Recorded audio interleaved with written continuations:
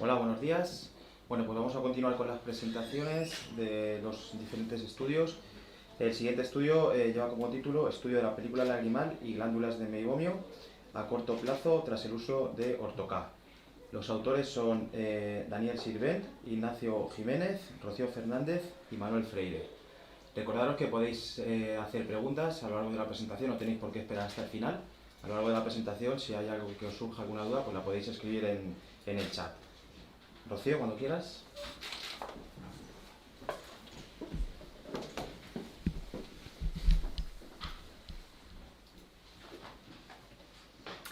Buenos días a todos. Gracias, Tony, por la presentación y gracias por toda la ayuda que hemos recibido en nuestro trabajo.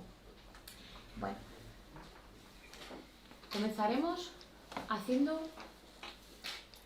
exponiendo un pequeño índice de los temas que vamos a tratar durante nuestro trabajo. Comenzaremos con la temática de aproximación, hablando de miopía, Ortocá, los componentes de la superficie ocular y el síndrome de ojo seco. Continuaremos con la justificación de nuestro trabajo, las hipótesis valoradas y los objetivos que nos han llevado a ello.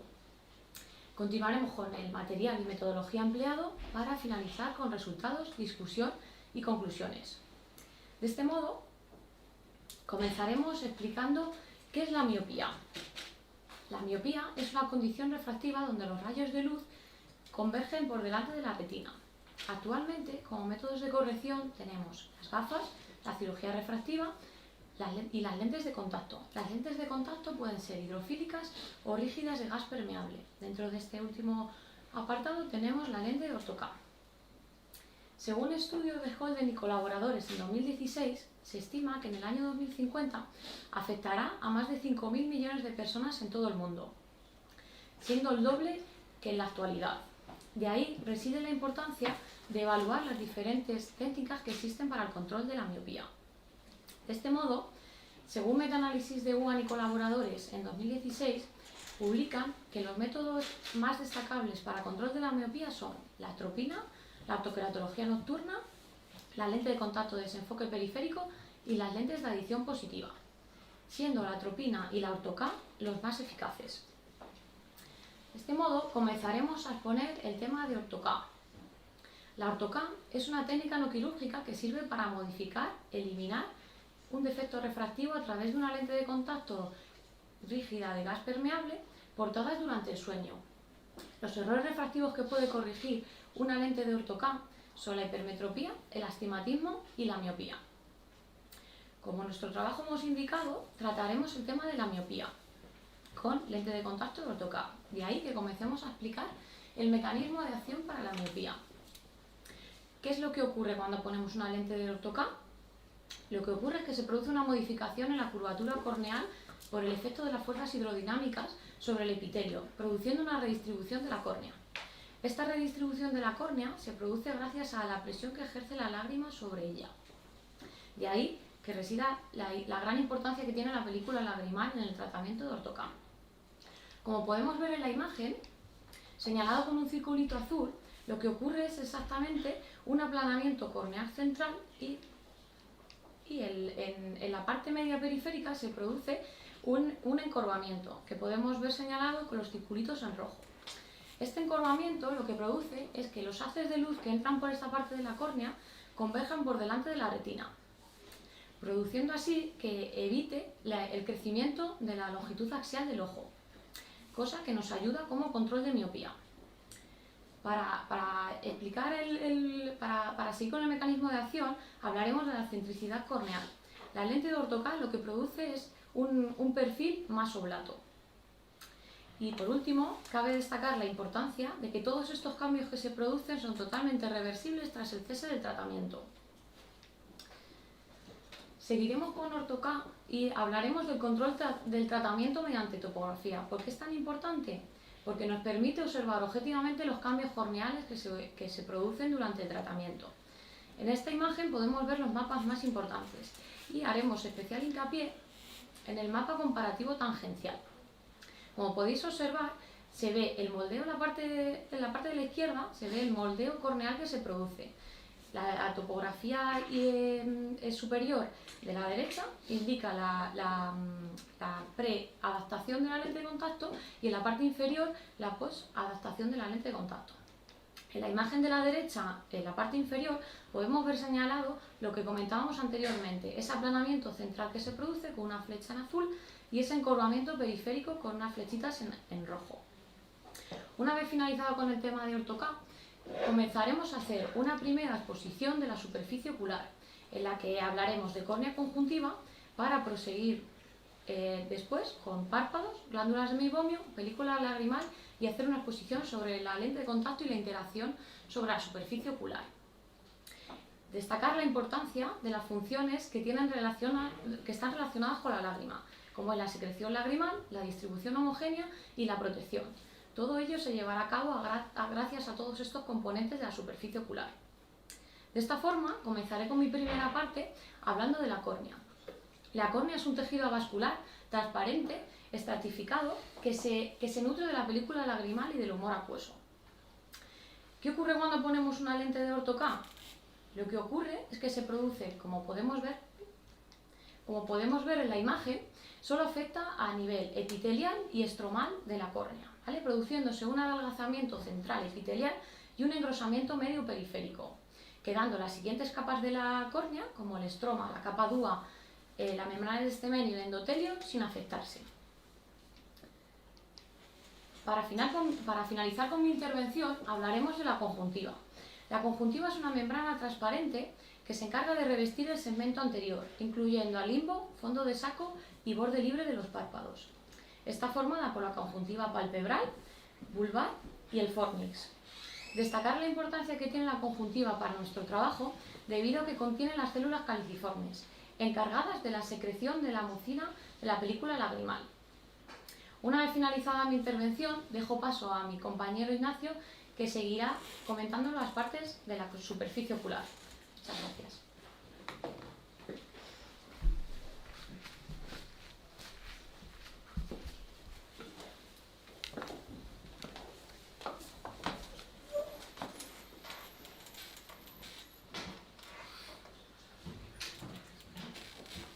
Buenas, bueno, vamos a seguir profundizando un poco en la temática de aproximación de nuestro estudio y toca pues, hablar de párpados.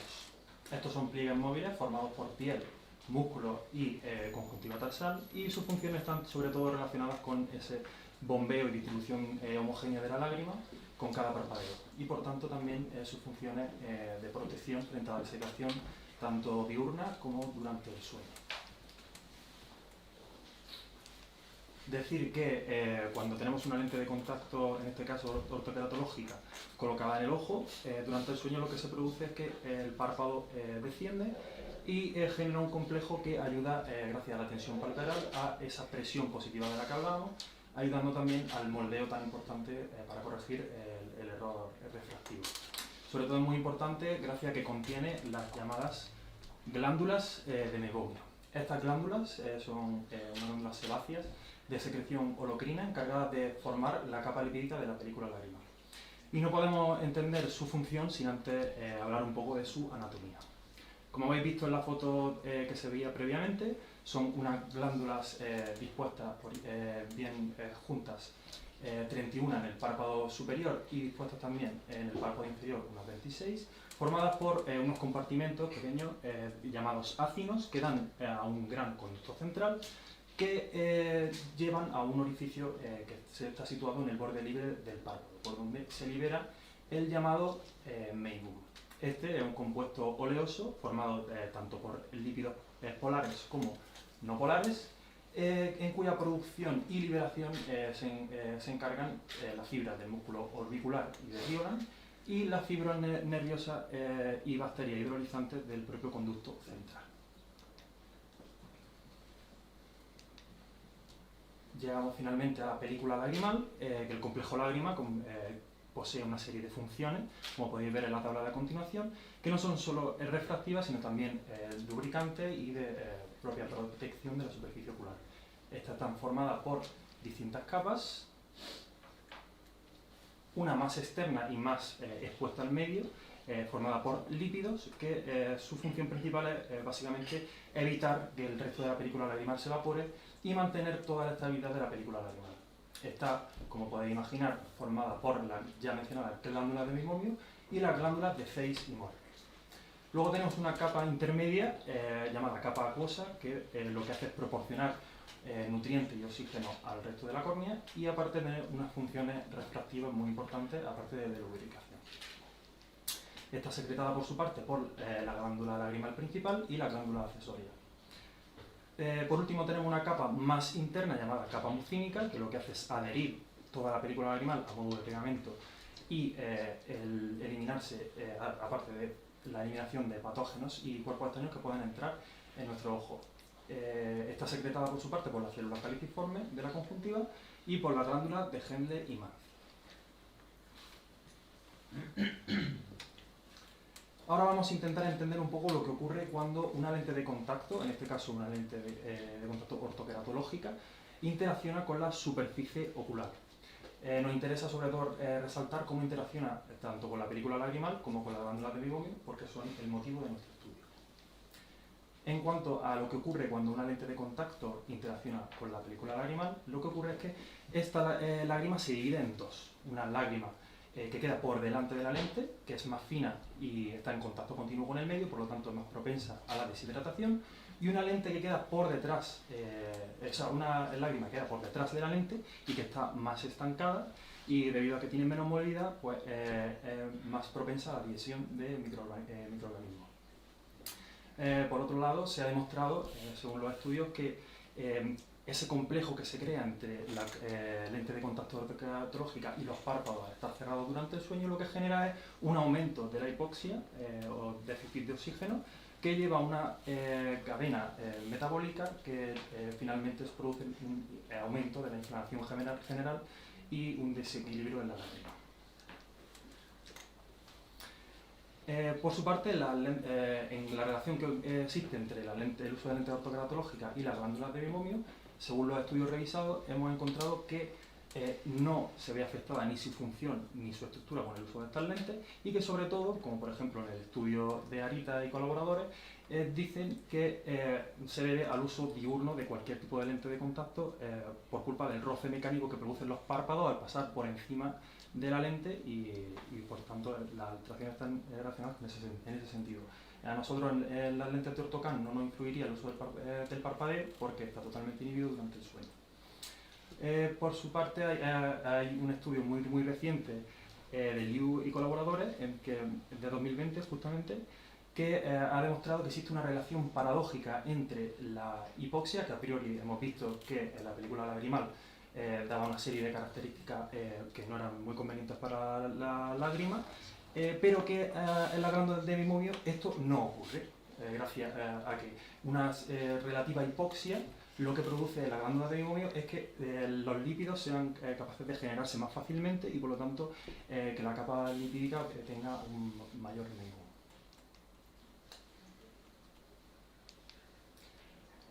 No podíamos dejar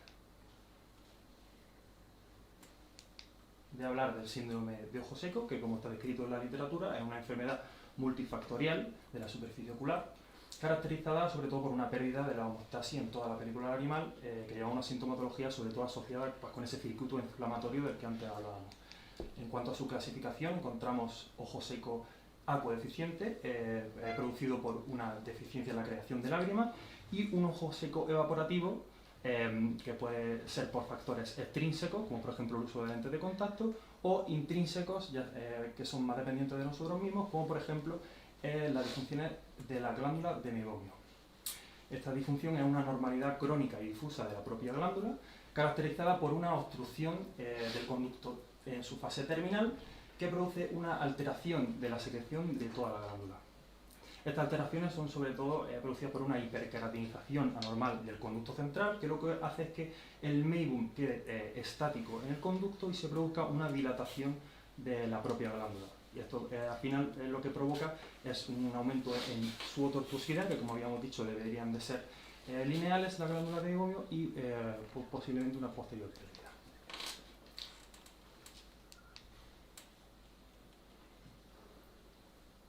Volviendo un poco al síndrome de ojo seco en general, tenemos que su sintomatología, la sintomatología que aquejan casi todos nuestros pacientes son esa sensación de arenilla o cuerpo extraño. Y en cuanto a los signos que nosotros podemos encontrar es, en cuanto a la lágrima, una disminución en el volumen de la lágrima, que podremos verlo con la altura del menisco lagrimal, y una alteración tanto del Nicwood, todo tipo de rotura por evaporación de la lágrima, como en el patrón de la capa lipídica. En cuanto a los cambios morfológicos que se pueden ver en la glándula de Meibomian, pues como hemos dicho, pues, habrá un aumento de su tortuosidad y una disminución en su número. Por otro lado, los test de evaluación lagrimal que podemos utilizar para el volumen, por ejemplo, sería la ya mencionada altura del menisco lagrimal. En cuanto a la estabilidad, el tiempo de rotura por evaporación no invasivo y la evaluación de la capa lipídica, y algunos test de sintomatología subjetivos, como por ejemplo pueden ser el OSPI.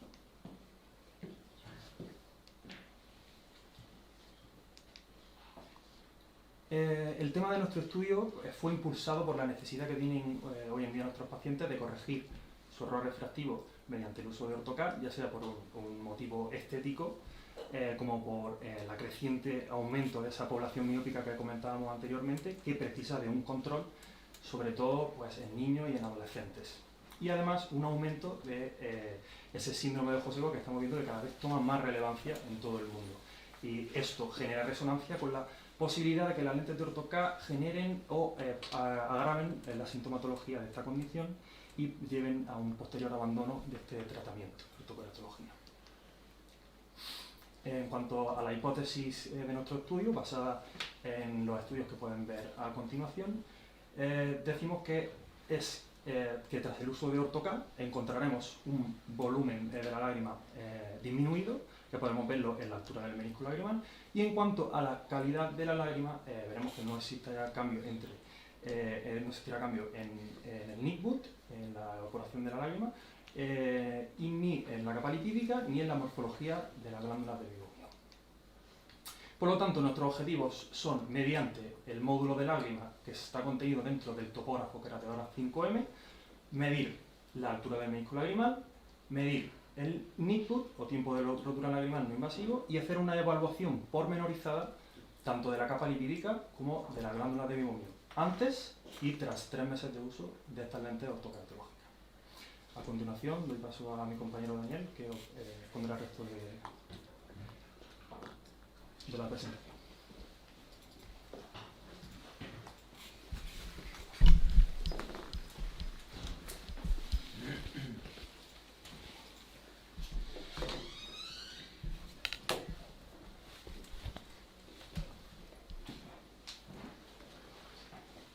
Muchas gracias, Nacho. Bueno, como bien ha comentado Nacho, yo me voy a encargar de toda la parte de material y metodología que hemos empleado en nuestro estudio. En cuanto al material empleado, hemos utilizado el topógrafo Keratoracea 5M para el análisis de la topografía y de la superficie ocular. La lente adaptada al grupo de tratamiento ha sido la Seafree Econóptica, y los líquidos y lágrima artificial fueron la Crifresh y el Everclean Plus. La lámpara de hendidura, la fluoresteína sódica y el filtro amarillo se emplearon tanto para la valoración de la lente de contacto como para el estudio de la superficie ocular. El Keratoracea 5M es un topógrafo corneal que combina la medición keratométrica con los mapas topográficos y también contiene una cámara digital a color para observación de imagen externa. Es un topógrafo de cono ancho que posee 22 anillos de plácido, y gracias a los distintos sistemas de iluminación que tiene y a los distintos aumentos nos permite realizar un análisis de la superficie ocular y la película lagrimal. La lente que hemos adoptado al grupo control, al grupo tratamiento, es la lente Seafree Econóptica, que es una lente de ortokeratología de uso nocturno con un diseño de doble geometría inversa totalmente personalizable. Se ha adaptado tanto en córneas esféricas como en córneas tóricas, en un material denominado Boston XO2 con un DK 141, que permite una alta permeabilidad al oxígeno, lo que es esencial para el uso nocturno de las lentes. Esta lente consta de varias zonas, donde podemos observar una zona central, que es la que se encarga de determinar el moldeo que vamos a realizar, por lo tanto, de compensar la metropía del paciente. Luego tiene una zona inversa, que es la que nos va a determinar la altura sagital de la lente. Aquí en esta zona será donde quede el reservorio lagrimal y donde se produzcan las fuerzas de succión. En la zona de alineamiento periférico va a ser la que nos dé la estabilidad de la lente y la vamos a adaptar en función de la excentricidad corneal de cada paciente. Y por último, el levantamiento de borde va a ser el que nos permita el intercambio lagrimal. La lágrima artificial que hemos empleado en nuestro estudio es la Lacrifresh de Ocudray de Avizor con una concentración de ácido hialurónico al 0,2%. Cabe destacar de este tipo de lágrima el formato multidosis OSD con un formato antirretorno que lo que permite es que la lágrima artificial no contenga conservantes, lo que, como ya sabemos anteriormente, está contraindicado para el uso de lentes de orto-K. El líquido de limpieza y mantenimiento de las lentes empleado ha sido el Everclean Plus de Avizor, que sería la segunda generación del Everclean que ya conocemos anteriormente, que incluye la limpieza de los lípidos. Está compuesto mediante una solución única a base de peróxido de hidrógeno y un componente enzimático que realiza una reacción química que tarda en neutralizar aproximadamente 2 horas. Vamos a proceder a hablar de la metodología empleada en nuestro estudio. Nuestro estudio se trata de un estudio observacional transversal de una serie de casos frente a un grupo control que hemos realizado en un periodo de 3 meses de duración.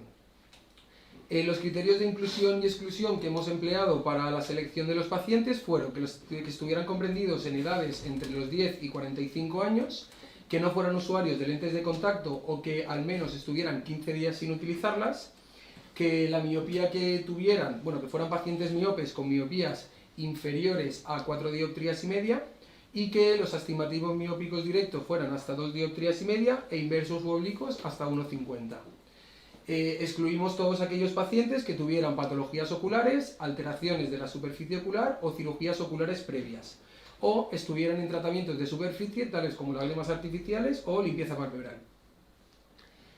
El protocolo de examen que empleamos fue realizar un examen completo de la superficie ocular gracias al módulo que contiene el Keratograph 5M, todas las pruebas enfocadas al examen visual completo y a la correcta adaptación de la lente. En la primera visita realizamos el examen de la superficie ocular para ver cómo estaba antes del tratamiento de la lente y todo el examen refractivo. También comprobamos que los pacientes fueran aptos para entrar cumpliendo todos los criterios de inclusión. En la segunda visita, una vez recibida la lente, realizamos todas las pruebas dedicadas a la correcta adaptación de la lente. En la tercera, cuarta y quinta visita, los pacientes vinieron para comprobar que la lente estaba correctamente adaptada y que estaba realizando el moldeo que queríamos obtener. Y por último, en la sexta visita, a los 3 meses, se volvió a realizar el examen de la superficie ocular con el Keratograph para poder compararlos con el de la primera visita previo al tratamiento y el resto de pruebas para garantizar la correcta adaptación. Al grupo control se le realizó también el primer módulo de lágrima antes y tras 3 meses y también se realizó una anamnesis para comprobar que cumplía todos los criterios de inclusión y exclusión.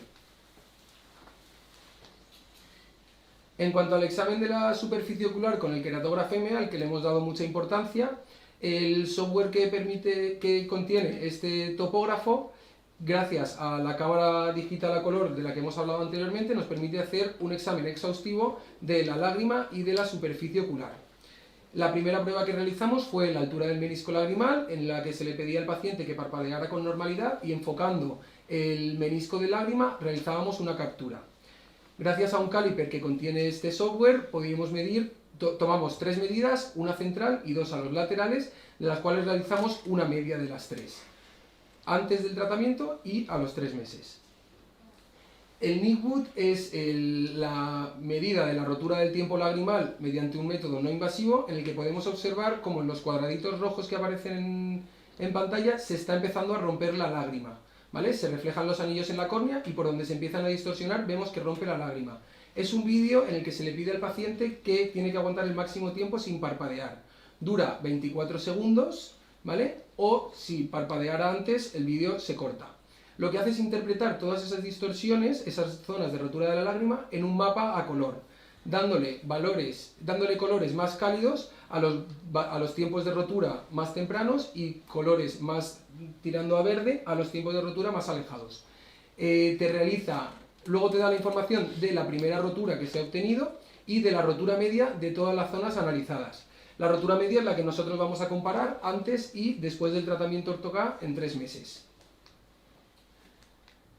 Luego, para analizar toda la película lagrimal, realizamos un vídeo de la dinámica de la película lagrimal en el que se le pedía al paciente que parpadeara con normalidad y observábamos cómo todas las partículas presentes en la lágrima se movían para posteriormente evaluarlas.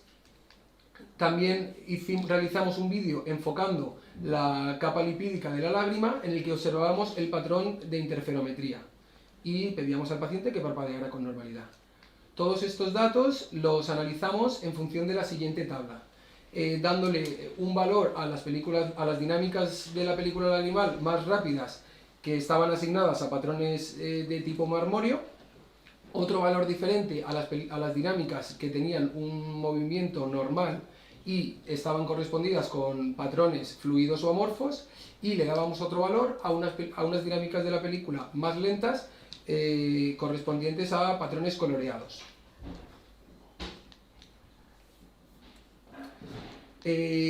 También, mediante una eversión de los párpados superior e inferior, realizamos una captura de las glándulas de meibomio para valorar tanto su pérdida, que valoramos en función de la escala que también posee el Keratograph 5M, diseñada por el Instituto de Jembis de Jena, y nos permite gradar el grado de pérdida de las glándulas de meibomio de 0 a 4, desplazando la imagen capturada del paciente sobre la tabla de gradación, tanto del párpado superior como del párpado inferior. En nuestro estudio también grabamos la tortuosidad de las glándulas de meibomio en función de una tabla diseñada por Halleran y colaboradores en 2016, que se basa en el porcentaje de glándulas que aparecen tortuosas y las gradamos de 0 a 4. Por último, realizamos una batería de pruebas complementarias para valorar la superficie ocular y que realmente todos los valores estaban dentro de la norma, que la salud ocular era correcta. Por último, para terminar ya con la parte de metodología, vamos a explicar el protocolo de uso de las lentes que se le dio al paciente, y era que tenían que instilar una gota de lágrima artificial en la propia lente antes de introducirla, que era imprescindible que se fueran a dormir justo nada más terminar de ponerse la lente, y que tenían que instilar una gota de lágrima en el ojo antes de retirar la lente. El protocolo de limpieza que se instruyó a los pacientes era colocar las lentes en el portalente con la pastilla enzimática, rellenar con el peróxido de hidrógeno y dejar que la reacción neutralizara, y al cabo de 2 horas las lentes estaban listas para usar. Ahora voy a dar paso a mi compañero Manuel, que nos va a comentar todos los resultados de nuestro estudio.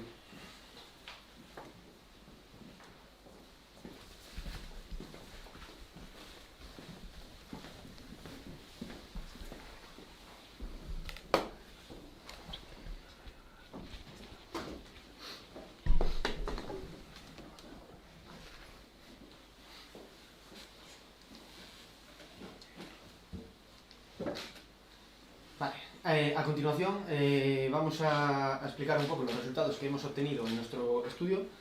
En primer lugar, comentar que hemos realizado este análisis estadístico, todo el análisis estadístico referente a los datos obtenidos con el SPSS. Para seguir vamos a comentar un poquito los tipos de variables que hemos analizado en el estudio.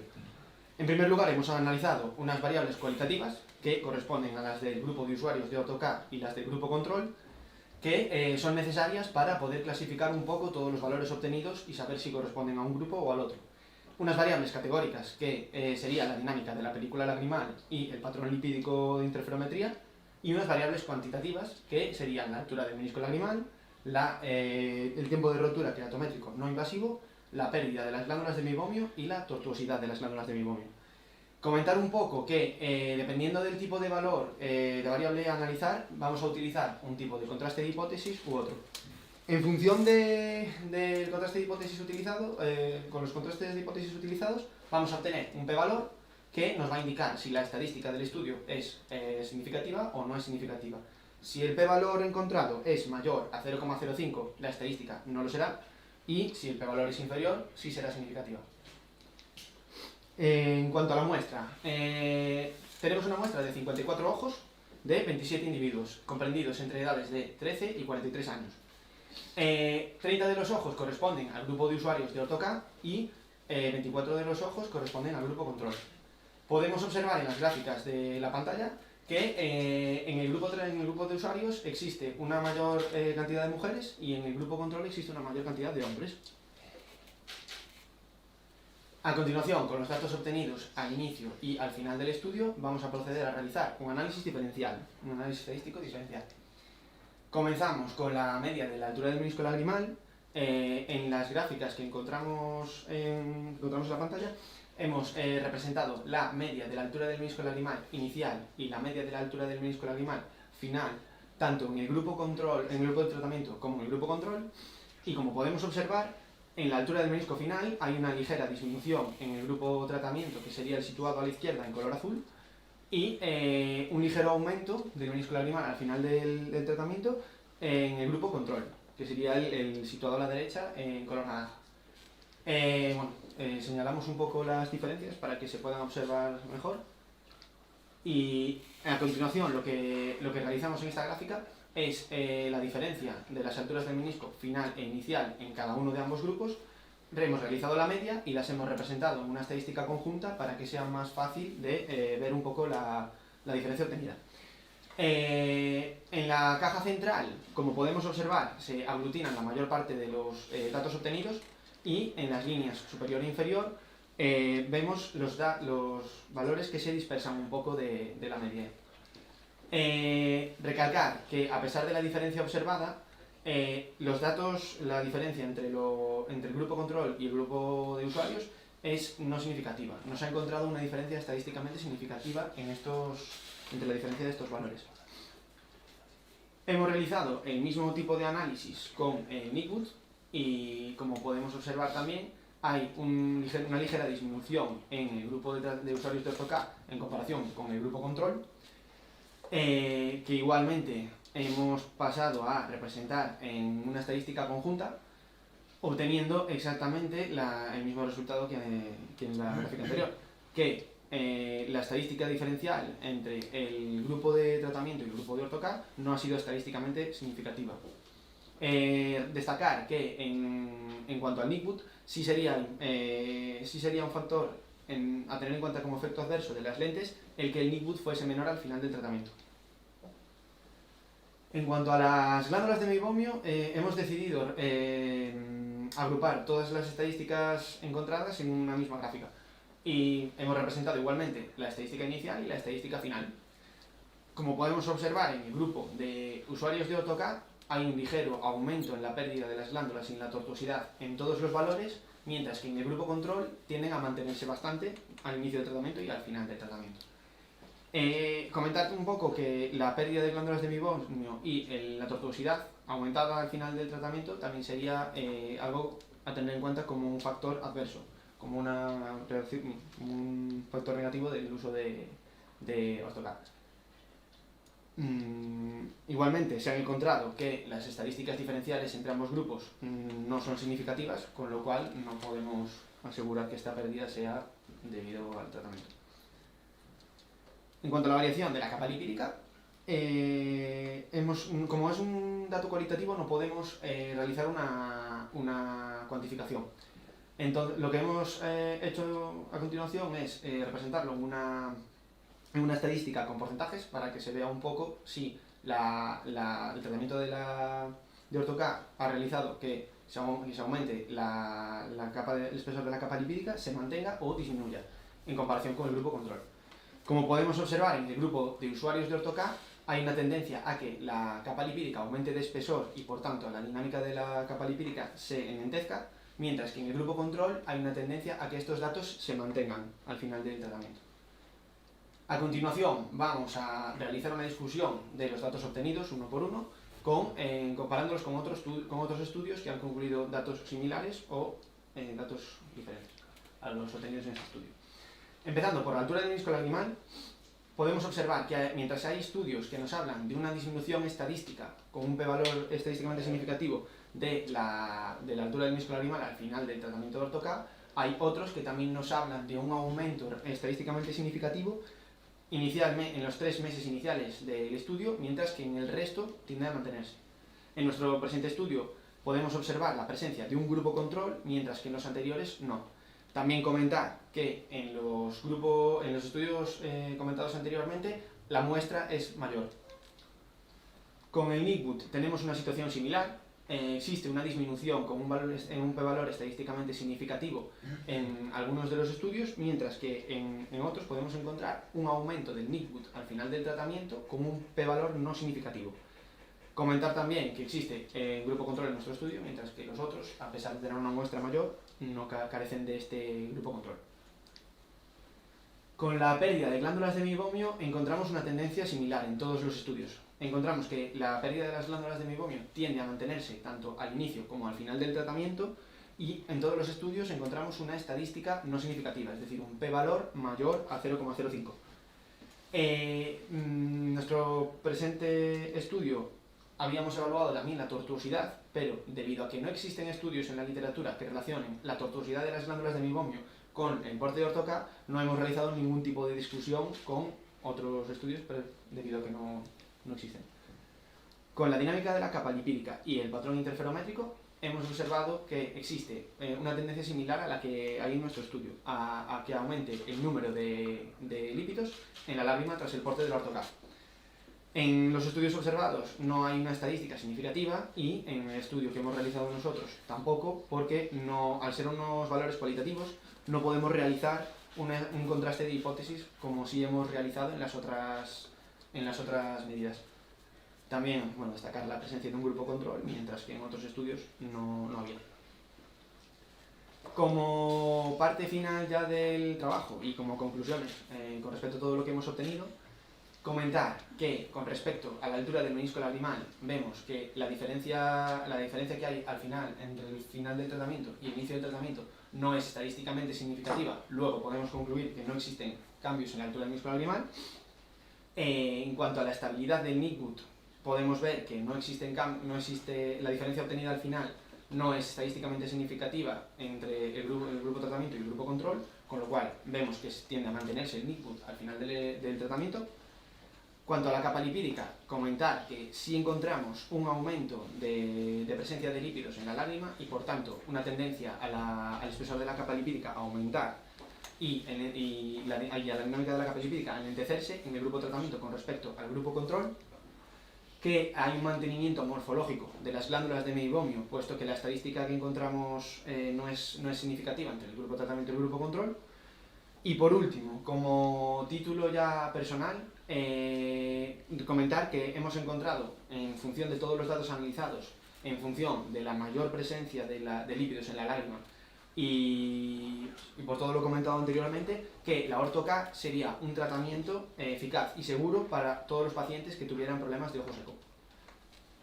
Por último, para cerrar un poco el trabajo, darle las gracias a todos los laboratorios que nos han hecho el cese del material necesario para realizar este estudio, como es Conóptica, por las lentes utilizadas para el tratamiento de Orto-K, y a Vizor, que nos ha facilitado tanto las lágrimas utilizadas para tener un buen tratamiento de Orto-K y los líquidos de limpieza para que el mantenimiento de la Orto-K durante el tratamiento fuese el adecuado.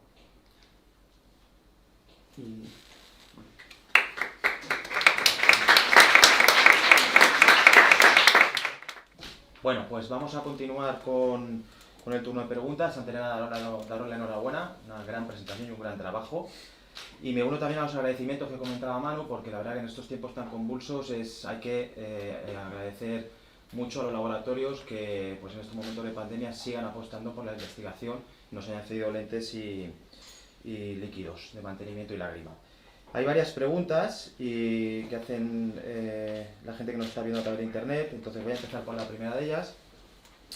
Juanete nos dice si influye negativamente ejercer más presión sobre la lente de contacto al dormir boca abajo. Bueno, ciertamente al dormir boca abajo, si se ejerce una mayor presión sobre el párpado en zonas que no corresponden a las de tratamiento, sí puede haber un desplazamiento en cuanto al tratamiento de Ortho-K y generar un efecto negativo. También comentar un poco que en casos en los que las ametropías son mayores, si las miopías son elevadas, ese posible descentramiento del tratamiento puede producir efectos negativos, ya que la agudeza visual definitivamente será bastante peor. Muy bien. Juanete también nos hace otra pregunta y os digo que es ¿cuál es el tiempo mínimo recomendable de uso de las lentes? Supongo que para que el tratamiento funcione correctamente, el paciente vea bien durante el día. Y nos dice sobre todo un caso concreto para una persona que trabaja con turnos de noche alternos, tiene horas de sueño escalonadas. ¿Es recomendable este tratamiento de Ortho-K para ese tipo de pacientes? Bueno, lo primero sería ver qué cantidad de metropía tiene, sería lo más importante, porque si la metropía es pequeña puede incluso hacer alternos un día sí y un día no. Entonces dependería principalmente de eso. Horas mínimas. Miopía baja, ¿como qué miopía más o menos creéis? 1,50, 2 dioptrías. Por debajo de 2 el paciente Sí, por incluso debajo de podría... 2. Sí. Vale. Sí. En ametropías superiores, como mínimo, creemos que puede ser unas 6 horas de uso. Podría incluso, si por la tarde, por ejemplo, tiene algunas horas de siesta, podría aprovechar para que haga más moldeo también. Pero como mínimo estimamos que ya a partir eso de más de 2 dioptrías, 3, podrían ser 6 horas. Entonces, en este caso de un paciente que duerme con estos turnos, pues yo, bueno, no sé, según mi experiencia también os contesto un poquito que lo ideal es probarlo, ¿vale? Probar, porque la metropía, como comentan, es fundamental, pero yo lo que me he encontrado es que a veces la rigidez de la córnea o lo que es la biomecánica, pues influye. Entonces, a veces con una metropía más alta, menos horas es suficiente. Y eso, pues, o tenemos aparatos, como por ejemplo el estudio que está haciendo Joan Pérez, de su tesis doctoral, para medir la biomecánica corneal, o simplemente comprobarlo, pues puede ser una buena opción. Vale, pero muy bien. Vale, hay más preguntas. Javier Abad nos dice que muy buen trabajo, enhorabuena. Las medidas de lágrima, también interesante por el momento actual, nos dice: las medidas de lágrima se han realizado con mascarilla, y si es así, ¿creéis que esto ha influenciado en esas medidas, en usar mascarilla o no?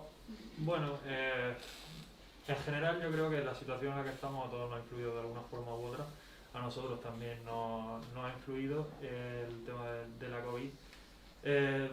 Principalmente decir, antes de lo de la mascarilla, eso, que nosotros teníamos pensado hacer un estudio un poco más a largo plazo, que estaba pensado para 6 meses, o esa era su pretensión, pero con la imposición de la cuarentena y etcétera, pues tuvimos que acortar el estudio pues, a unos 3 meses de evolución.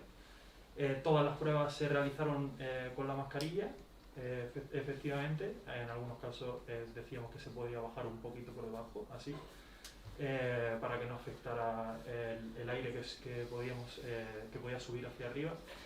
Y bueno, comentar un poco que en algunas de las pruebas complementarias, como ha comentado Dani, sobre todo en la parte de la destilación de la fluoresceína, que se podía observar tanto con la lámpara de hendidura como la propia lámpara del topógrafo, veíamos que bueno, cuando nosotros respiramos con la mascarilla, el aire no solo sale por aquí, depende de la mascarilla que utilice, sino que también sale por la parte de la nariz, y que nosotros hemos observado unas ligeras tinciones con esa fluoresceína en el canto nasal de ambos ojos en todos nuestros pacientes, tanto en los de grupo control como en los de tratamiento. Pero bueno, decir que este no ha afectado para nada a nuestro estudio, ya digo que no ha entrado, es un dato que no ha entrado ni siquiera en la estadística, y que en general podemos pensar que podría afectar en un futuro si seguimos utilizando mascarilla a la lágrima, y efectivamente, pero que a nosotros pues no nos ha repercutido. Muy bien, por lo tanto, entonces, porque esto parece que va a ser para largo el uso de mascarilla, ¿no? Podemos lanzar un poco el mensaje a la gente que adapte lentes y que valore el tema de la sequedad, que hagan más hincapié en esas medidas de tinción, el debut, porque podría alterar el porte cómodo de la lente, ¿no? Efectivamente. Muy bien, interesante. Y Cristina Torregrosa nos dice que nos da la enhorabuena, que muy bien explicado todo, y le gustaría saber si se han realizado las pruebas de lágrima siguiendo algún orden lógico. Bueno, contesto, sí. Ha sido mi parte. Sí, bueno, es una buena pregunta porque efectivamente sí que hemos seguido un orden lógico de las pruebas. De hecho, la primera prueba que se medía era la altura del menisco lagrimal y la iluminación que utilizaba el propio topógrafo era una iluminación infrarroja para no afectar al lagrimeo reflejo, y seguidamente realizamos el Nicboot también con el mismo tipo de iluminación. El Nicboot, como ya sabemos, por el propio hecho de mantener el ojo abierto el mayor tiempo posible, ya induce el lagrimeo reflejo, entonces el resto de pruebas sí que, digamos, estaban un poquito más afectadas por el propio lagrimeo, pero ahí ya realizamos las pruebas de la dinámica y el espesor de la capa lipídica, que entendemos que los lípidos ahí no han variado. Y luego ya por último lo que realizamos fue la eversión palpebral, y en las pruebas complementarias la última prueba de todas es la imagen fluoresceínica, que esa sí que te altera todas las pruebas de lágrima. Espero haber contestado la pregunta. Sí, bueno, sí, el orden es importante a la hora de decimos la mascarilla, pero por supuesto el orden que lo hemos hecho, lo habéis hecho así ya tan de rutina como que lo tenemos ya muy interiorizado, pero es fundamental para lo que os he explicado, que los resultados sean lógicos. Muy bien, pues en principio no hay más preguntas, yo os doy la enhorabuena una vez más y nada, pues damos paso al siguiente trabajo. Gracias.